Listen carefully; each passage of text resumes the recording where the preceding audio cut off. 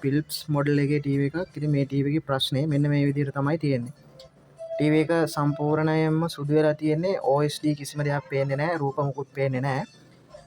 Brightness වැඩි කරාම සම්පූර්ණයෙන්ම ඉරි විතරයි තියෙන්නේ සුදු පාටට. අර 180 වෝල්ටේජ් එක මිසින් වුණාම එන්නේ අන්න ඒ වගේ ප්‍රශ්නයක් තමයි මේකේ තියෙන්නේ. හැබැයි මේක 180 වෝල්ටේජ් එකේ ප්‍රශ්නයක් නෙමෙයි තියෙන්නේ. සාමාන්‍යයෙන් ඒකට ප්‍රශ්නේ තිබුණේ මෙන්න මම ඕගොල්ලන්ට මෙන්න මේ පෙන්වන රෙසිස්ටර් එකේ වැලියු එක වෙනස් වෙලා තියෙන්නේ. මෙන්න මේ රෙසිස්ටර් එක මේ ෆ්ලයි එක කිට්ටුවෙන් තමයි එන්නේ. මේ රෙසිස්ටර් එක සාමාන්‍යයෙන් වැලියු එක විදිහට 10k 10යි කිලෝ ඕම්ස් කියන ප්‍රතිරෝධී අගයට තමයි මේ රෙසිස්ටර් එක එන්නේ. හැබැයි මේකේ දැන් මේ වෙනකොට මෙගා ඕම්ස් වගේ අගයක් පෙන්නනවා. ඉතින් ඒක වැරදි. සාමාන්‍යයෙන් මේකේ කලර් කෝඩ් එකට අනුව 10k වගේ තමයි මේකේ රෙසිස්ටර් වැලියු එක එන්න ඕන. මම මේකේ නිවැරදි වැලියු එකට අනුව 10k රෙසිස්ටර් එකක් රීප්ලේස් කරගෙන මම මේ ටීවී එක ඔන් කරලා පෙන්නන්නම් ඔයාලට. ඊට පස්සේ මොකද්ද මේ තිරේ ඇති වෙන වෙනස කියලා.